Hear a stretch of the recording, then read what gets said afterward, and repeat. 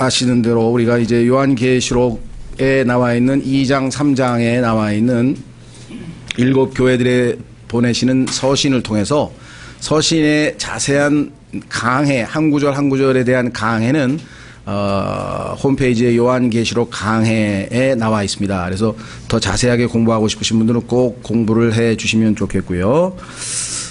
이번에는 교회사와 견주어서 7교회 시대를 예언적으로 어떻게 주님께서 예시하셨는지 그러한 예언적 관점에서 교회사적 관점에서만 아주 개요를 우리가 살펴본 셈이고요. 그 시간에 10번째 시간으로 마지막으로 오늘은 7교회에 여전히 존재했었던 그 오류들이 오늘날 이 시대에 여러분과 제가 살고 있는 우리 교회에도 우리 주변에도 또 우리 개개인의 삶에도 여전히 남아있다는 사실을 우리가 좀 정확하게 파악하고 대처할 수 있도록 그렇게 하도록 하겠습니다. 미리 광고 말씀을 드리면 안타깝게도 이 조기훈 형제님께서 지금 개인적 사정으로 교회 생활이 어렵겠습니다. 이렇게 저희한테 통보를 하시고 지금 안 보이세요. 그러니까 연락이 전혀 안 되십니다. 지금. 그래서 무슨 대충은 짐작을 합니다만 그것도 정확치 않기 때문에 함부로 말씀드리기도 어렵고 주님께서 하여간 속히 그 문제들이 좀 잘 해결돼서 뭐 교회로 돌아오든 안 돌아오든 그 문제로 인해서 아주 이 낙담을 하거나 또 아니 그런 일이 없으셨으면 좋겠어요. 그래서 하여간 꼭 기도를 해 주시기를 부탁을 드리고요. 그래서 저희에게 주어진 상황에서 저희가 할 수 있는 것은 우선 이 오전 성경 공부를 뭐 지금처럼 제가 쭉 계속해서 해도 되는데 또 바로 설교를 하게 되면 집중력이 아무래도 좀 떨어지고 그래서 우선 다 내년도에 우리가 또 정확하게 계획을 짜기까지는 우선 우리 윤지원 형제님께서 다음 주부터 8월 16일 다음 주부터 해서 이제 금년 말까지 오전 성경 공부를 담당해 주실 것입니다. 그래서 그렇게 아시고요. 아주 또 뭐랄까요, 새로운 차원에서 아주 본인이 오랜 교회 생활 경험을 통해서 꼭 필요하다고 생각되는 말씀들을 이제 오전에 공부하시게 될 테니까 그렇게 알고 계시면 좋겠습니다. 자, 오늘은 이제 7교회의 마무리를 짓겠습니다. 교재에 가시면은 43페이지에 7교회를 통해 살펴본 오늘날의 오류. 근데 이미 앞서서 사실은 공부했던 것이거든요. 그런데 그 오류에 해당되는 것만 따로 모아서 이렇게 총 정리가 잘 되어 있습니다. 예.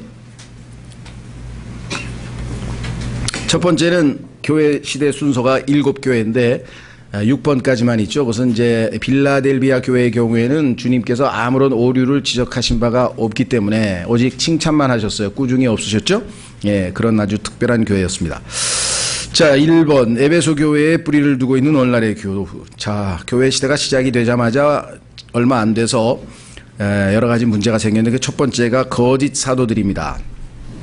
첫째, 하나님께서 사도들에게 주신 표적 은사를 지니고 있다고 주장하는 자들. 성경에 보니까 사도들에게 주신 표적이 있습니다. 그래서 고린도후서에 보면은 표적에는 항상 사도들의 표적이라고 하는 그렇게 이름이 붙어 있죠. 그 다음에 그 표적은 마가복음 16장에 보면은 그 제자들에게 해당되는 표적 여러 가지가 있죠. 뭐 방언도 있고 그 다음에 독사에게 물려도 괜찮고 독을 마셔도 괜찮고 뭐 등등등등. 그래서 그런 표적이 없으면 아무리 자기가 사도라고 떠들어봐야 의미가 없어요. 왜냐하면 사도에게는 하나님께서 표적을 주셨기 때문에. 그래서 너 정말 사도라면 해보라고 시험을 해서 다 가짜 사도들을 쫓아내서 주님께서 에베소 교회를 칭찬하셨어요. 그러니까 교회에 무슨 뭐 신령한 은사를 지녔다든가 뭐 이상한 사람이 와가지고 뭐 굉장한 진리를 가르친다고 했을 때 항상 성경적 기준에 맞추어서 옳지 않으면 우리가 항상 배제시키는 것이 옳죠. 자, 그래서 두 번째, 하나님의 말씀들에 자신들의 명령, 칙서, 칙령 등을 더할 수 있는, 그러니까 하나님의 말씀도 중요하지만 내가 산에서 음성을 들은 그것도 굉장히 중요하다. 이렇게 해서 쓸데없는 짓을 하는 사람들은 다 가짜라 이 말이에요. 그렇죠? 네, 그래서 사도적 권위를 주장하는 분들이 있어요. 그래서 요즘에 보면은 속사도 운동이라는 게 있고 신사도 운동이라는 게 있고 자기들이 사도를 계승했다 그래가지고 사도 시대는 이미 끝난 지가 언젠데 왜? 사도들의 표적이 주어지고 그 성경이 완성되면서 더 이상 표적이 필요 없었기 때문에 그렇죠? 하나님께서 이제 더 이상은 필요 없었고 그 다음에 이방인들의 이방인들을 위한 교회 시대가 시작됐기 때문에 유대인들을 위한 표적은 더더군다나 필요 없고, 왜? 유대인을 위한 것이 표적이고, 그렇죠? 성경에 써 있다 이 말이에요. 그럼 유대인이 아닌 사람에게는 표적이라는 게 전혀 의미가 없는 거예요. 나에게 해당이 안 되는 거예요. 그런데 그 표적을 찾아서 이렇게 찾으면 얼마나 앞뒤가 안 맞는 말이 될 것인가. 자, 세 번째, 자신들의 교회만이 유일한 교회라고 하면서 사도적 계승을 주장하는 자들. 그러니까 뭐 이 설교하시는 분들 중에서도요, 자기가 좀 이렇게 유명하고 좀 이렇게 되면은 은근슬쩍 그런 걸 암시하는 분들이 있어요. 이 시대에 과연 사도가 있겠습니까? 뭐 이러면서 우리 교회 이외에 성경을 제대로 가르치는 데가 어디 있습니까? 뭐 이렇게 하면서 결국은 누가 사도이겠습니까? 이렇게 얘기를 하면 결국은 자기가 사도라는 얘기 아니에요. 말은 안 했지만 그런 식으로 암시하고 있는 분들, 저는 설교 들으면서 여러 번 들었어요. 그래서 그런 사람들은 다 가짜라니까 조심해라. 이게 오히려 잘 됐죠, 그죠? 자기가 자기를 드러냈으니까 이 사람들은 가짜구나, 내가 가짜다라고 스스로 사람들에게 알린 거 아니에요. 그래서 그런 사람들 조심하라. 두 번째, 거짓 사도들. 그러니까요, 거짓 사도를 좀 넓게 해석을 하면 거짓 교사도 들어가고요. 베드로후서에 보면, 그러니까 하나님의 말씀대로 있는 그대로 안 가르치고 자기 생각을 더 넣는다든가 사적인 해석을 한다든가 뭐 말씀 플러스 뭐 능력이 필요하다든가 뭐 이런 이상한 소리를 하는 분들이 굉장히 많이 있다는 거죠. 오늘날도 여러분들 이 거짓 사도들이 뭐 난무하고 있다는 사실은 너무나 명백하죠. 두 번째, 사랑 없는 수고. 에베소 교회의 문제는 처음에는 주님을 사랑하기 때문에 열심을 냈는데 사랑이 식어버리니까 껍데기만 남은 열심이 있더라. 1번, 옳은 일들을 옳은 방식으로 행하는 근본주의 그룹에 속한 죽어있는 정통교회들은 그들이 수행하고 있는 이 일들을 강조할 뿐, 주님을 위해서 일하자, 헌신하자, 뭐 프로그램 만들고 막 하는데 예수 그리스도를 향한 진실된 마음은 없다. 그 내적 동기가 주님을 사랑하기 때문에 하는 거냐, 아니면 다른 또 숨어있는 이상한 내 이름을, 내 명성을 높이기 위한 거냐, 업적을 자랑하기 위한 거냐, 그렇죠? 돈을 더 벌기 위한 거냐, 뭔진 모르지만 숨어있는 정결치 못한 그런 동기들이 있다면 그것은 옳지 않다.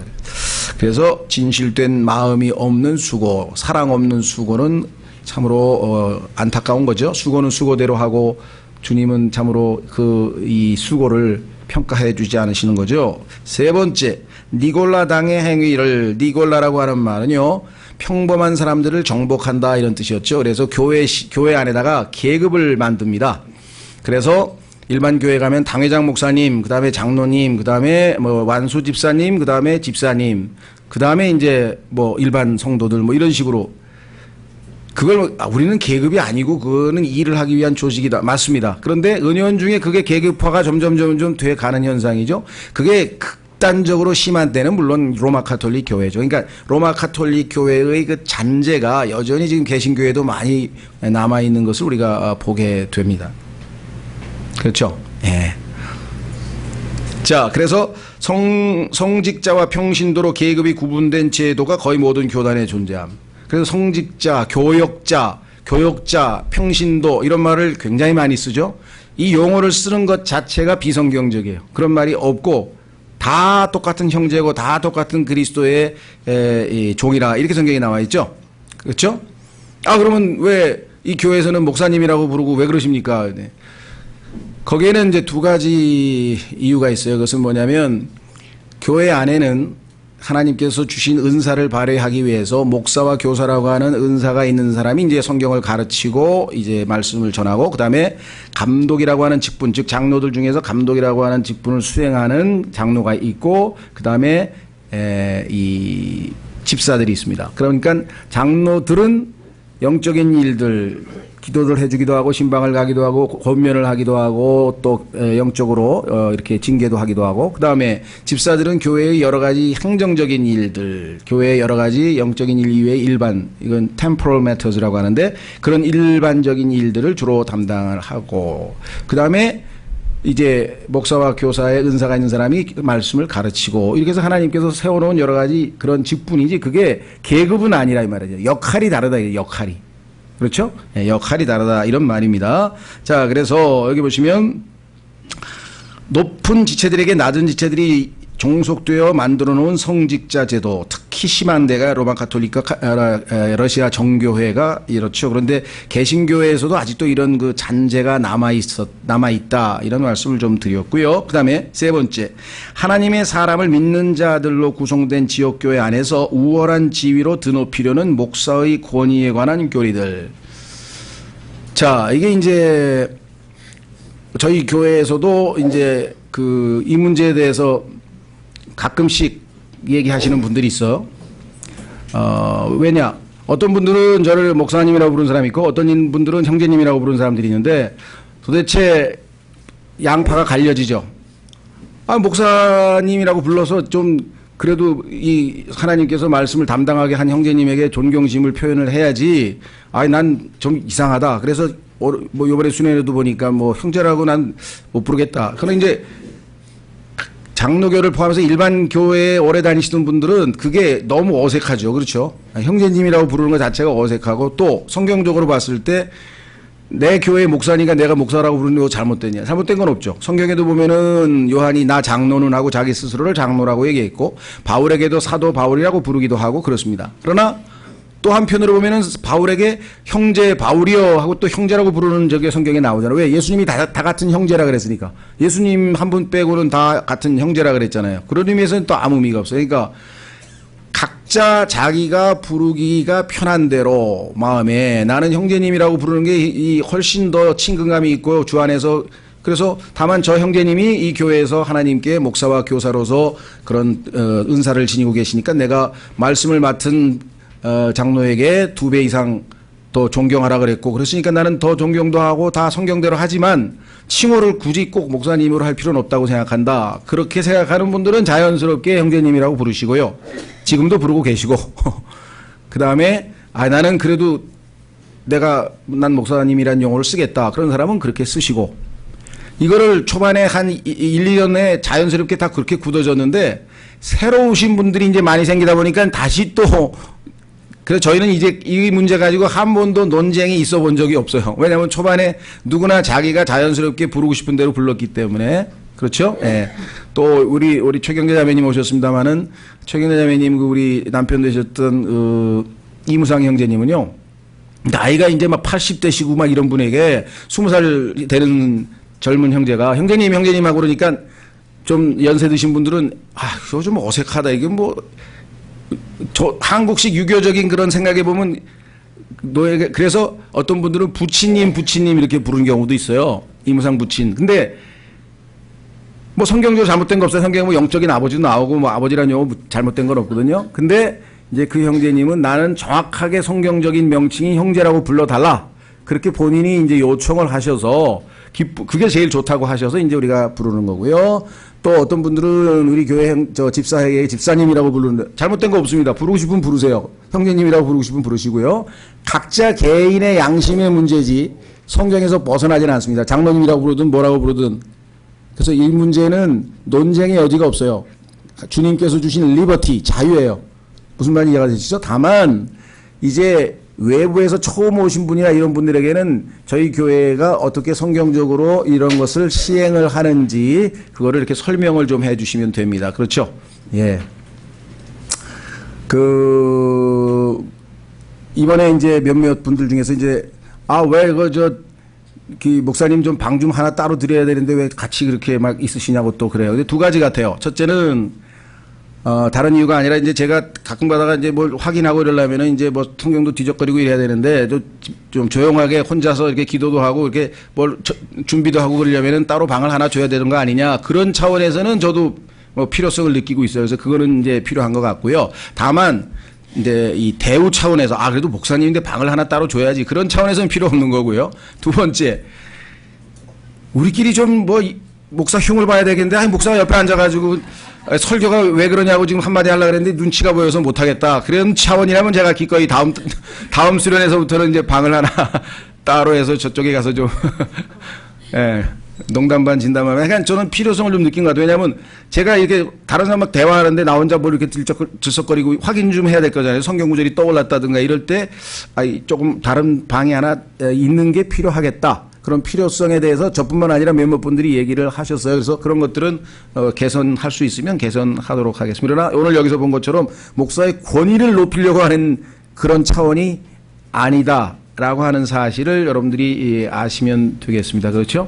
예, 그래서 지난번에 오셨던 우리 이 누굽니까? 로크만 박사도 그렇고, 제임스 낙스 형제도 그렇고, 티모시 로즈도 그렇고, 미국에 가면 거의 90%가 다 자기 교회 목사에게 다 브라더라고 불러요. 10% 정도가 패스터라고 불러요. 목사라고 부르는데, 우리는 한국 정서상, 저희 교회는 제가 보기에는 거의 한 7, 80%는 저한테 목사님이라고 그러는 것 같고, 왜냐면 교회가 우리는 장로교회 일반 그런 교회들을 다니다 오신 분들이니까.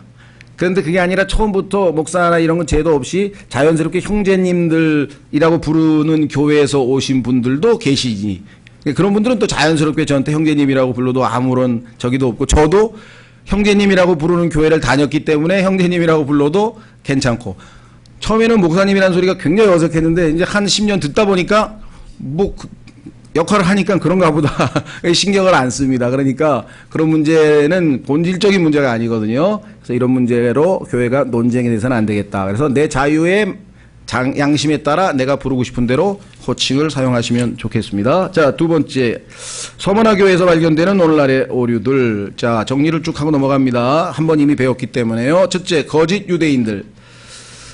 유대인도 아닌데 유대인이라고 하는 사람들이 있어요. 예, 영적인 유대인인 이렇게 이상하게 붙여가지고. 자, 유대인들은 첫째는 율법주의입니다. 교회가 유대 민족에게만 주어진 율법 중 그 어느 것이라도 추구하게 될 때 교회는 이단의 영역 안으로 들어가게 된다. 왜? 율법은 유대인에게 주셨는데 교회에게 해당도 안 되는데 어제가 아니라 수련회에서 우리 배웠죠? 우리는 율법 하에 있지 아니하고 은혜 아래 있다 그래서 율법과 아무 상관이 없다고 얘기를 했는데 자꾸 또 율법 얘기를 하면 곤란하죠. 두 번째, 율법주의의 내용이 있어요. 그 A, 안식일을 지키는 자, 안식교, 음식 관련, 여기도 안식교, 의식법과 도덕법을 분리하여 도덕법을 주장하는 자들, 여기도 안식교. 그래서 구약에서 얘기하는 무슨, 종교적인 의식은 빼지만, 살인하지 말라라든가 이런 것들을 우리가 반드시 지켜야 된다. 어떤 그런 율법주의 내용입니다. 그 다음에 두 번째는 이 브리티시 이스라엘 리즘이라고 하는데 이건 아마 들어본 분도 계시고 안 들어본 분도 계신데 꼭 알아야 될 필요는 없어요. 그냥 어떤 사람들이라는 것만 이해하시면 됩니다. 여기 써 있죠. 북왕국 10지파가 영국으로 이주하였다가 후에 미국으로 이주하였고 이에 앵글로색슨 민족이 신비적으로 이스라엘 민족이 되었다. 그러니까 유다가 남아있고 10왕국이 포로로 아시리아로 잡혀갔는데 그들이 돌아오지 않아서 그들이 행방불명이 되는데 알고 보니까 영국으로 갔다 미국으로 갔다 우리 앵글로색슨이 원래 이스라엘 북왕국 10지파다. 이런 아주 만화 같은 환상적인 이야기를 꾸며낸 사람들의 이야기입니다. 그 다음에 세 번째는 그런 주장을 하는 사람들 중에 대표적인 사람이 암스트롱이라고 하는 사람이 창설한 범세계 하나님의 교회. 우리나라에는 거의 알려지지도 않았죠. 두 번째는 정체성 운동. 이런 게 다 우리나라에는 별로 없습니다. 세 번째, 반유대적인 극우 정치단체들, KKK라든가 등등 이런 단체들이 있어요. 그래서 유대인들이라고 스스로를 내세우는 자들이 유럽에는 엄청 많다. 세 번째, 왕국신학.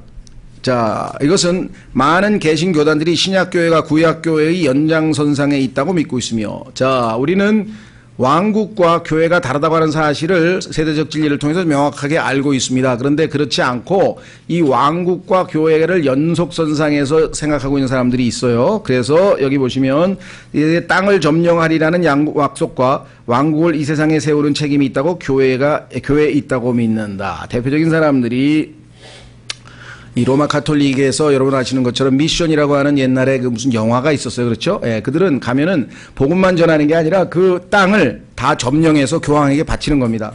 그러니까 우리나라도 지금 서울대교구 그러면 서울이라고 하는 땅이 자신들은 점령해서 이미 교황에게 바친 거예요. 근데 우리는 모르고 있는 거죠. 그들에게는 이미 다 전 세계가 다 교황의 영토입니다. 그게. 그 대사들을 다 파견하잖아요. 그렇죠? 예, 그래서 첫째는 모든 개혁교회들, 두 번째 모든 진정한 장로교회들, 세 번째 모든 칼빈주의 교회들, 이런 교회들은 다 국가교회입니다. 그래서 왕국신학을 따르는 사람들인데요. 예를 들면 이 원조가 누구냐, 이 City of God, 하나님의 도성이라고 하는 책을 쓴 어거스틴이라고 하는 사람인데 어거스틴의 가르침 중에 굉장히 좋은 가르침이 많습니다. 특히 참회록이라든가 고백록 그런 책은 아주 심도 있고 굉장히 개인적인 주님을 추구하는 내용이 좋은 게 많습니다. 근데 결정적으로 실패한 거는 바로 이 교리에서 다시 말하면 구약시대 왕국을 신약시대에 세우려고 로마를 완전히 하나님의 도성으로 만들어서 정치와 종교를 섞어버린 거예요. 그것에서 아주 영감을 받아서 수세자가 누구냐? 칼빈이에요. 그래서 칼빈은 제네바를 완전히 하나님의 왕국으로 만들어서 칼빈이 예를 들면 제네바 시장도 하고 제네바 교회, 제네바 목사도 하고 그러니까 목사가 다 하는 거예요. 정치와 저기를 다 하는 거예요. 그러니까 옛날에도 중이 우리 고려시대의 정치를 이렇게 장악해가지고 일어났던 그 무리를 일으켰던 적이 있었죠. 예. 그 다음에 신라시대에도 중을 이렇게 정치에 고용해가지고 여왕들과의 뭐 이런 스캔들도 있었고. 그 다음에 현대로 오면 호메인이라고 하는 이란의 그 이 사제가, 즉 이슬람 사제가 랍비가, 그러니까 이스라엘의 그 종교 지도자가 정치 지도자가 돼서 통치를 했죠. 예, 이런 것들이 다 왕국 신학과 연관이 되는 겁니다. 그러나 예수 그리스도께서는 뭐라고 말씀하셨습니까? 예수님이 오시면 예수님은 왕이시면서 제사장이에요. 종교 정치 지도자를 다 통과해서 하실 거예요. 그러나 예수 그리스도께서 오시기 전까지는 정치는 정치, 그 다음에 종교는 종교. 가이사의 것은 가이사의 것에게, 하나님의 것은 하나님께 돌리라. 이렇게 말씀을 하셨죠. 그런데 그걸 지키지 않고 다 섞어서 교회와 정치가 섞어버린 그러한 사람들. 그 다음에 D번, 상당수 은사주의 교회들, 지배신학을 가르치는 자들. 뭐 우리는 이런 것들이 있다는 정도만 알고 우리하고 심각하게 관련이 없기 때문에 넘어가겠습니다. 네 번째. 아까 지금 여기 1, 3번 교회들이 아니고요. 죄송합니다. A에서 C네요. A, B, C. A, B, C 세 교회들, 그 44페이지 아래쪽에 있는 A, B, C 그 모든 개혁교회들을 포함한 이런 교회들은 영국 교회와 같은 국가교회의 형식을 취고 있다 그랬죠. 왕국 신학을 주장하는 사람들이. 네 번째, 제사장 제도. 교회 안에 구약시대의 레위지파 같은 성별된 제사장 집단이라는 개념을 도입하고 있는 모든 교단은 거짓 유대인들로 간주될 수 있다. 왜냐하면 유대인들이 레위지파라고 하는 제사장 지파가 따로 있었죠. 그래서 로마 카톨릭 교회들은 사제라고 하는 말로 요즘에 카톨릭 교회에서는 쓰고요. 성경적 용어로는 제사장입니다. 프리스트라고 하는 단어가 나오는데 놀랍게도 그 프리스트가 누구인고 하니 예수 그리스도가 대제사장이시고 우리가 제사장들이라고 베드로전서에 나와 있죠. 영적 제사장들이 되었다. 그런데 이들은 그게 아니고 자기들만이 특정 계급만이 영적 제사장이라고 하는 잘못된 교리를 주장하죠. 여기 나와 있는 교회의 대표적인 ABC, 로마 카톨릭 교회, 그리스와 러시아 정교회, 감독교회, 성공회를 얘기합니다.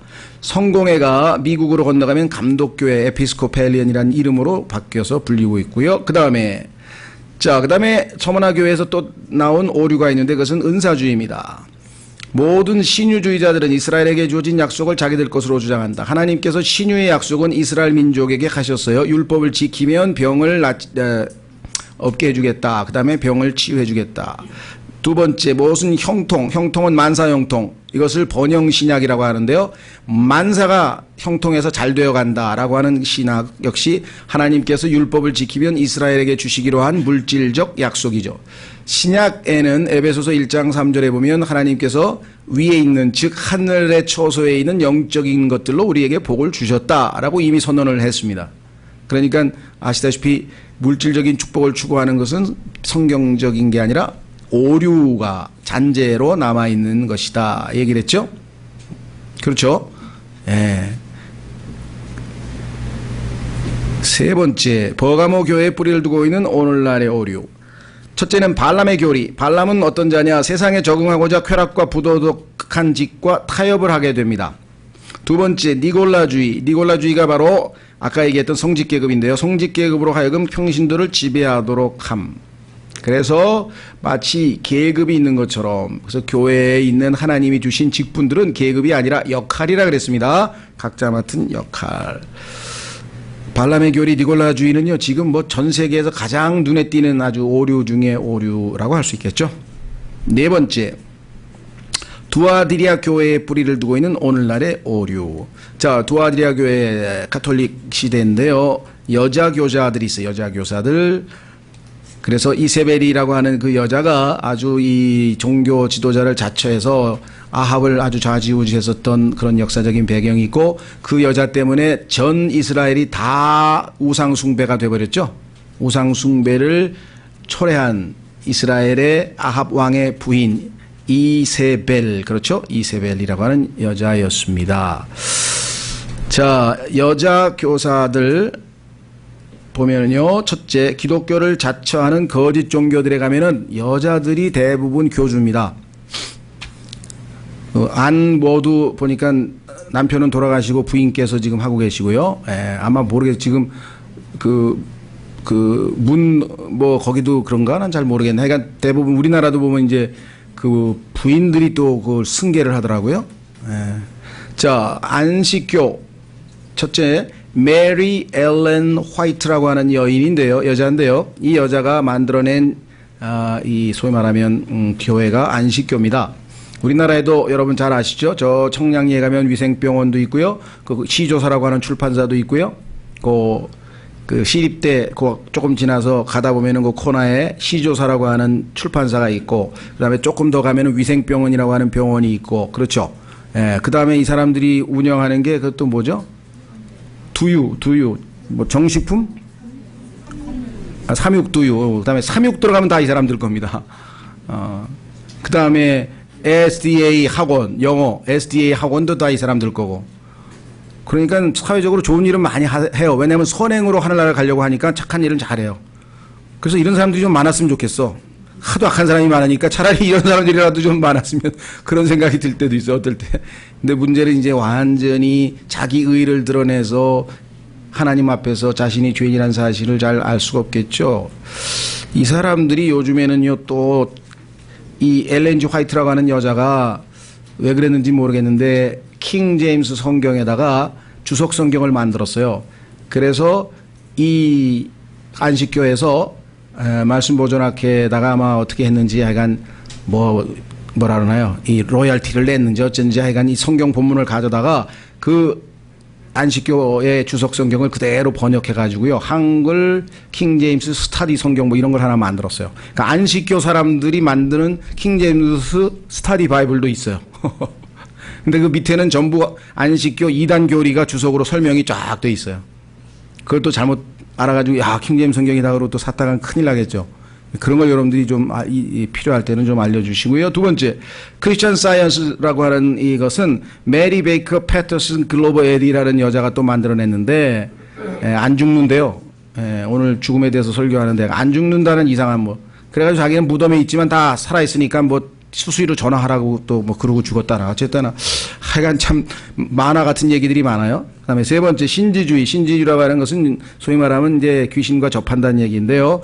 블라바츠키라고 하는 여자, 요즘에 뉴에이지의 원조 할머니입니다. 할머니 보쌈 있죠? 할머니 보쌈. 예, 뉴에이지 원조 할머니 보쌈. 참 이 블라바츠키라고 하는 여인 때문에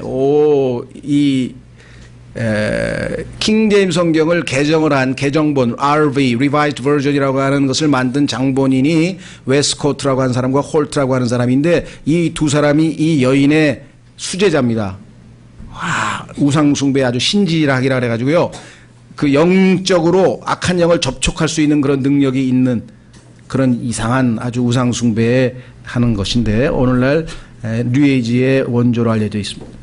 현대 오순절 운동, 에미 심플 맥퍼슨 1910년 미국의 아주사 스트리트이라고 해서 저기 캘리포니아에 있는 한 도시에서 폭발적으로 막 뭐 방언이 나오고 뭐가 나오고 막 그래서 늦은 비가 드디어 내렸다 그러는데요. 이른 비는 오순절날 예루살렘에 내렸고 여기서 늦은 비가 내렸다. 그래서 성경에서 요엘서에서 말씀하시기는 이른 비와 늦은 비가 바로 이거다. 완전히 이것도 꾸며낸 얘기죠. 늦은 비, 이른 비는요, 실제 하늘에서 내리는 비예요. 이스라엘의 기후가 바로 이른 비, 늦은 비 해가지고 그 비로 인해서 농사를 짓게 하나님이 만들어 놓으신 거예요. 성경을 아무 데다 갖다 붙여가지고 사람들에게 그럴싸하게 얘기를 하면 영적인 무지 가운데 다 사람들이 속아 넘어가는 게 지금 오늘날의 현상이죠. 자, 두 번째, 기존 교회들 안에서는 어떤 오류가 발견되느냐. 첫째는 여성 목사, 감독, 집사들 뭐 많습니다. 예, 엊그제 북한 다녀오신 이희호 여사도 감리교 감독입니다. 제가 알기로는요. 예, 여자 또 뭐 여자 목사님들도 많으시고요. 지금 뭐 하여간 쟁쟁한 뭐 분들도 많아요. 뭐 책도 내고 뭐 하여간 교수 출신 여자분도 계시고 하여간 저는 그분들이 쓴 책이나 그런 거 다 봅니다. 내용이 좋아요. 그러나 기본적으로 과연 이 시대에 하나님께서 자신을 목사와 교사로 부르셨다고 생각한다면 그건 성경에서 어긋나기 때문에 그거를 지적하려고 하는 거지. 그분 책 읽으면 은혜로운데 왜 그러세요? 막 그런 분이 있어요. 저도 읽고요. 많은 사람들이 저는 읽힙니다. 많이들 읽으세요. 내용이 좋은 내용이 많이 있습니다. 예. 그리고 그 교회 다니는 분들 중에서도 몇몇 제가 만나서 간증도 좀 들었고요. 예. 거기는 아주 한번 들어가면 엄청나게 회개를 해야 된다 그러더라고요. 자기의 과거를 처음부터 끝까지 다 들춰내지 않으면 그 교회 안 받아준다 그러더라고요. 그 수치스러운 거를 감내하고 다 토소를 해야 된다 그러나 일리가 없지 않아 있는데 그건 하나님께 하라고 성경에 써 있는데 왜 사람들에게 하는지까지는 모르겠어요. 카톨릭의 고해성사 비스무리한 것 같아서 좀 거부감이 있습니다만 어쨌거나 그러나 아주 사람이 변화되고 막 착한 남편이 되고 좋은 아내가 되고 막 간증이 어마어마합니다. 뭐 세간에 아주 뭐 소문이 자자하죠. 그러나 성경에서 일단 그 역할은 남자에게 주어졌다. 두 번째, 남녀로 구성된 회중들 앞에서 설교하는 라디오, TV 여성 사역자들. 하나님께서 아무리 은사를 주셨어도요, 이 형제들, 하나님께서 머리로 주신 남자들이 있는 곳에서 성경을 가르치고 하는 것은 아닙니다. 자매님들이 있는 곳에서 가르칠 수 있고 또 어린아이들, 즉 주일학교에서 가르칠 수 있습니다만은 이 성인 남자가 있는 데서 여자가 가르치는 것은 하나님의 질서에 어긋납니다. 그분이 능력이 안 된다든가 뭐 그게 내용이 잘못됐다는 얘기가 아니라 하나님이 정하신 질서에서 벗어난다라고 하는 사실을 기억하시면 좋겠습니다. 자, 그다음에 여기 나와요. 남녀로 구성된 회중을 가르치는 여성 교사들. 여러분들이 조심하셔야 될 것은요. 이런 성경적 구분을 잘 모르시는 분들은 과거에도 제가 이제 이 장로교 목사님인데요. 킹제임 성경으로 바꿔서 이제 막 교회를 새로 시작합니다. 그러면 아직 장로교에서 하던 그런 어떤 실행들이 여전히 남아 있을 거 아니에요. 그렇죠? 예배를 드리는데 여집사님이 대표로 기도를 하시더라고요. 그래서 한참 이제 지켜보고 나중에 한 2달 있다가 이제 본인이 배워 가시면서 그것을 또 그 교회 회중들과 또 그 당사자들에게 설득을 해야 될 거 아니에요. 내가 올바른 성경에 보니 이렇게 돼서 이렇게 됐다. 그 처음부터 그러면은 그 부작용이 생길 거 아니겠어요. 그렇죠? 그것은 쉬운 일은 아니고요. 그래서 잘 설득할 수 있는 것도 이제 사역자가 해야 될 일 중에 하나겠죠. 예. 자, 그래서 이것은 하나님께서 뭡니까? 안티 페미니스트냐 뭐 이런 건 아니고요. 하나님은 여성은 여성으로서의 역할, 남성은 남성으로서의 역할을 분담해서 조화를 이루어서 하나님의 뜻을 이루기 원하는데 이 질서가 어긋나면 안 된다는 것이죠. 그렇죠? 예, 그래서 굉장히 이 지혜로운 자매들은 자기 지혜를 남편을 통해서 얼마든지 발휘하고 할 수 있잖아요. 그래서 성경에 보니까 뭐 질문할 거 있으면 집에 가서 남편에게 물어보라 이렇게 얘기한 것도 다 그런 질서에 관한 것이지 능력의 차이와 또 무슨 뭐 이렇게 하나님께서 여자들을 이렇게 뭐 비하한다든가 전혀 그런 게 아닙니다. 오히려 복음이 들어가는 곳에서 다 여자들이 참 인간으로서의 대우를 받고 본래 인간으로서의 어떤 그 존엄성을 회복했죠. 두 번째, 비번, 부도덕, 음행을 용납하고 간음을 용납하고 이것이 정말 엄청난 일이 지금 벌어지고 있습니다. 교회 안에서도 뭐 우리도 뭐 최근에 뭐 아주 쟁쟁하게 막 유명한 목사들이 이런데 연루된 것을 우리가 보죠. 예, 타산지석으로 삼을 수밖에 없습니다. 왜냐하면 이것이 인간에게서는 가장 약점이거든요. 예, 가장 약점이기 때문에 취약점에 노출되어 있는데 본인 스스로가 지혜롭지 못하게 이걸 방어하지 못한 거죠. 항상 깨어 있지 않으면은 언제 당할지 모르는 거죠. 그래서 또 물질도 마찬가지, 돈, 그렇죠. 예, 그 다음에 세 번째, 우상숭배적 실행에 참여함. 이것이 소위 말하면 카톨릭에서 지난번에 우리 기억나시는지 모르겠네요. 여기 어디 갔나? 제가 한번 페이지 수로 해서 기억나시도록 한번 확인해 드릴게요.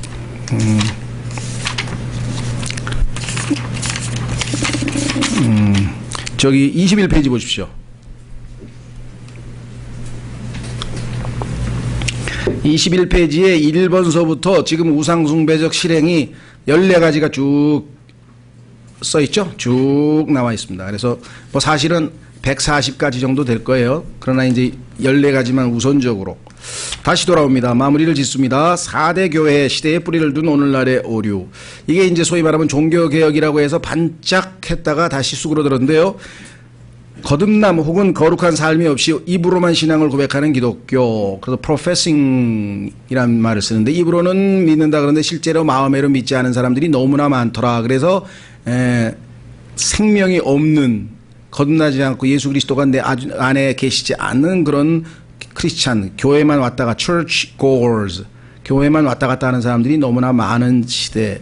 두 번째, 자신들이 여전히 붙들고 있다고 주장하는 근본적 진리들의 부주의한 무관심을 보임.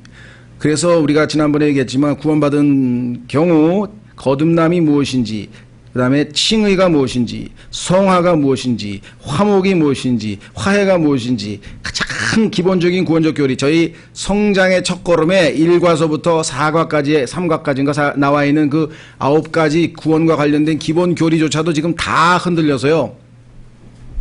사역자라고 말씀을 전하시는 분들도 거듭남을 정의를 못 내려요. 그래서 날마다 거듭나자고 설교도 하고 기도도 해요. 일생에 단 한 번 거듭나는 건데. 자, 그 다음에 6번째, 라오디게아 교회에서 발견되는 오류들. 이것이 이제 오늘날 교회, 우리가 살고 있는 시대인데요. 주님보다 사람들을 더 높임.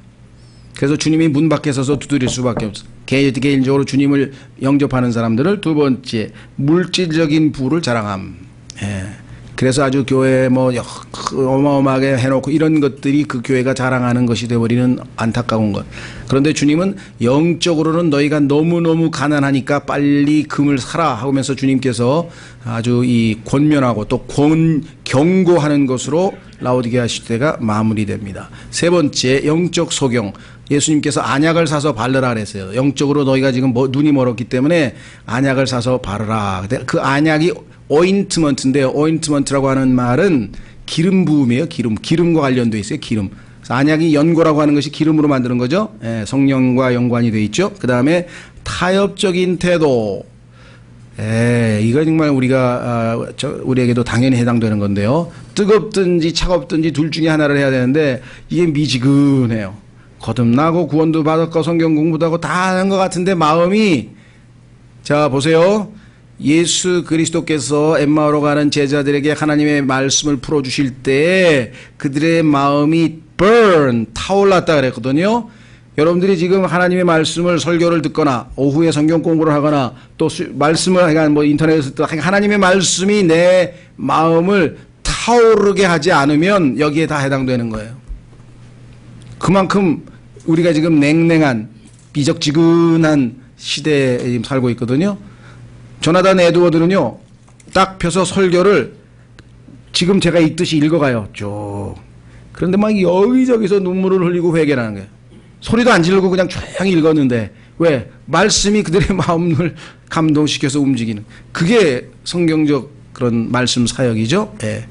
자, 그래서 우리는 이미 한번 공부한 것을 오늘 총정리해서 이러한 오류들이 우리에게 지금 여전히 남아있고 우리가 깨어 이런 것들을 정리하고, 그렇죠? 예, 계속해서 주님이 기뻐하시는 교회 모습으로 나아가자. 이것이 이제 10번가량의 이 7교회 시대 교회를 공부한 그런 취지였고요. 다음 주부터는 우리 윤전영님 통해서 또 좋은 성경 공부를 하실 수 있을 것 같습니다. 네. 쉬었다가